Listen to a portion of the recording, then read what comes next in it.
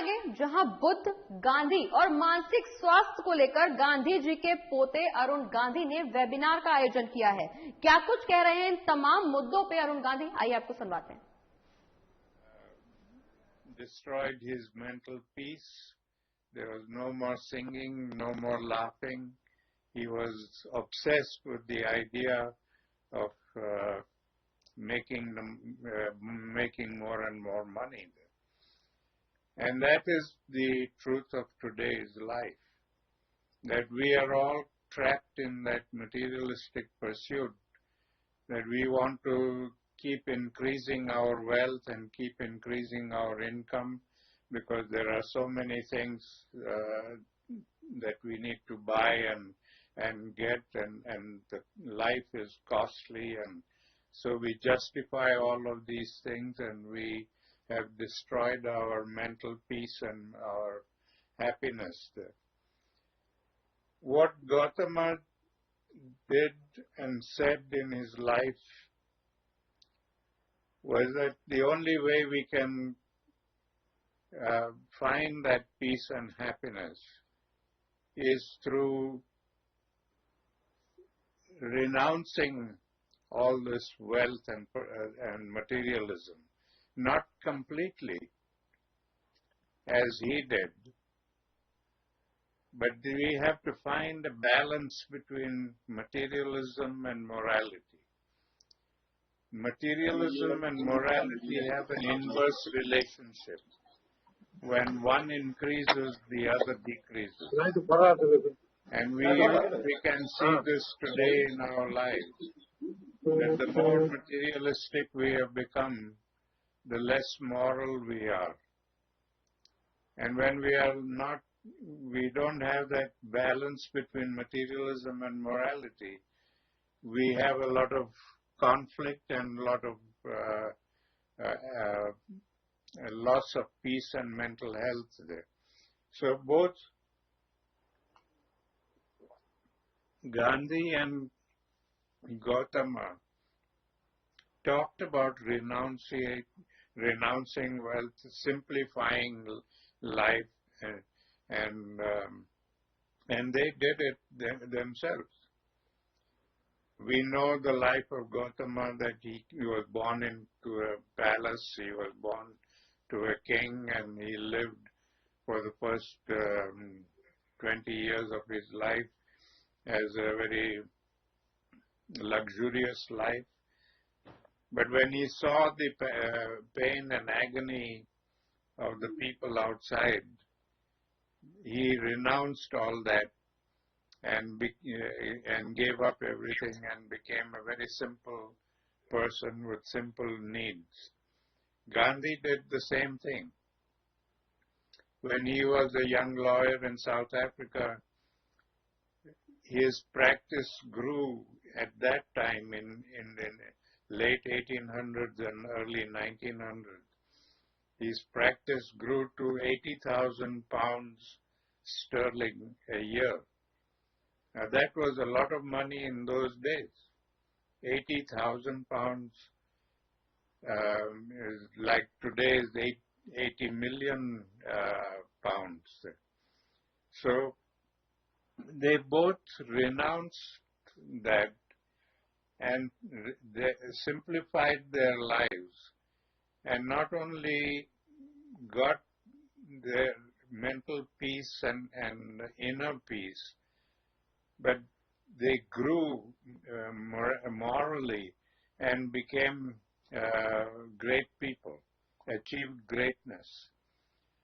Now today we talk about Gautama as Lord Buddha, that he is God. And yet he said there is no such thing as Lord Buddha. There is no God Buddha. Buddha can be anybody who achieves that enlightenment. He became a Buddha because he achieved the enlightenment in his life. And we can achieve that enlightenment ourselves and become Buddha.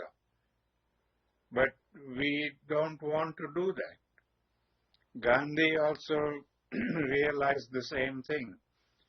When he was asked by a journalist about a week or so before he was assassinated, a Western journalist interviewed him and asked him, "What do you think is going to be the future of your philosophy after you die?" And Gandhi's response was very pathetic, and it's a response that Gautama Buddha could have given. It could have been Muhammad, it could have been Jesus. One of them could have said the same thing. He said, "The people will follow me in life, worship me in death, but not make my cause their cause." And that is basically what we have done with all of these people. Gautama ji came and taught us a very important lesson, but instead of learning that lesson and making that part of our life, we chose to ignore the lesson and just follow them in a ritual fashion. We have built religions around these personalities, and we practice ritualism, and we think that that is going to bring us peace and happiness. We have brought middlemen into religion, middlemen between us and God, to translate religion to us and to take our word to God. Why do we need a middleman for these things? We have a direct connection with God. We don't need a person in the middle to convey our thoughts to God. So we have corrupted religion, we have corrupted the whole concept of what Gautama sacrificed his life for. Jesus sacrificed his life, Muhammad sacrificed his life. All of these things they tried to teach us, but instead of learning from them, we have we think that practicing rituals, praying 10 times a day, or going to the temple and doing puja and giving money to the priest and the Brahmin, that is going to bring us peace. That is not going to bring us any peace. The inner peace and the mental peace that we want can only come through sacrifice. And when Buddha talked about dukkha, he didn't mean dukkha in the sense of the actual pain and anguish that we feel. That is part of life, and that is always going to be there. But what he meant about dukkha was the dukkha of sacrificing things and living simply. When you live simply, there is a certain amount of physical discomfort, because on the one hand, modernism has shown us a very luxurious lifestyle, and on the other, we are trying to practice a very simple lifestyle, and that means giving up a lot of things and giving up a lot of luxuries, and that kind of pain and dukkha is a very joyful dukkha. It is something that we are able to sustain and get happiness from that. Because the joy of giving to people, joy of sharing with people, is much more than the joy of getting things from people. So life is about creating harmony.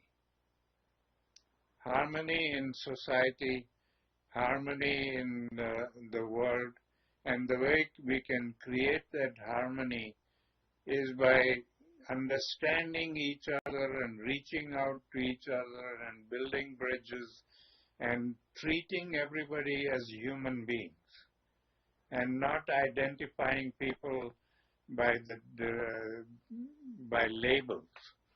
Today we have so many labels to identify people.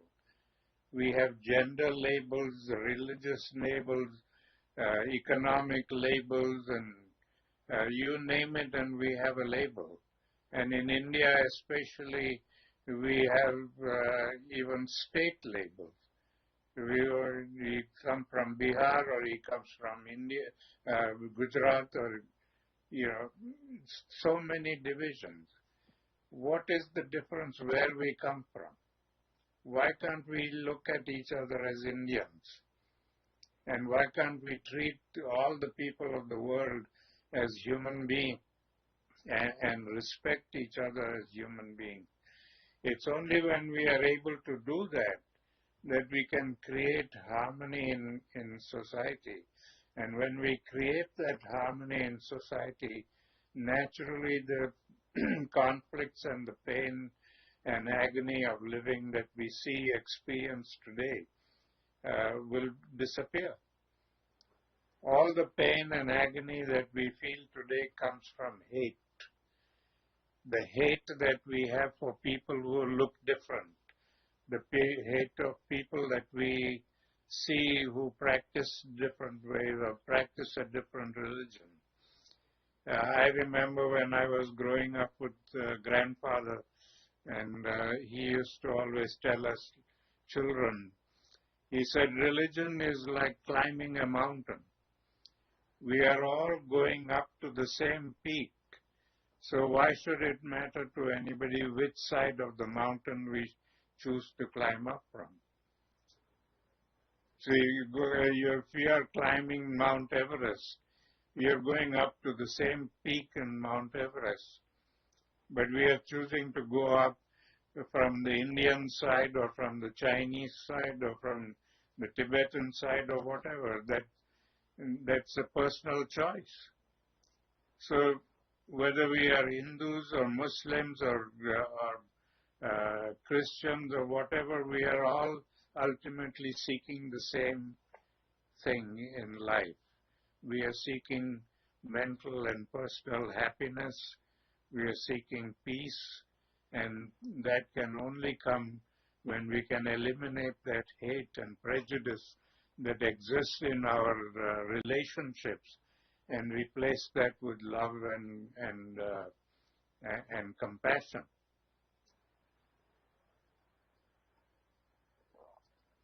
And this is what all our ancestors, all the great people of the past, the legacy that they left us, that is what they talked about.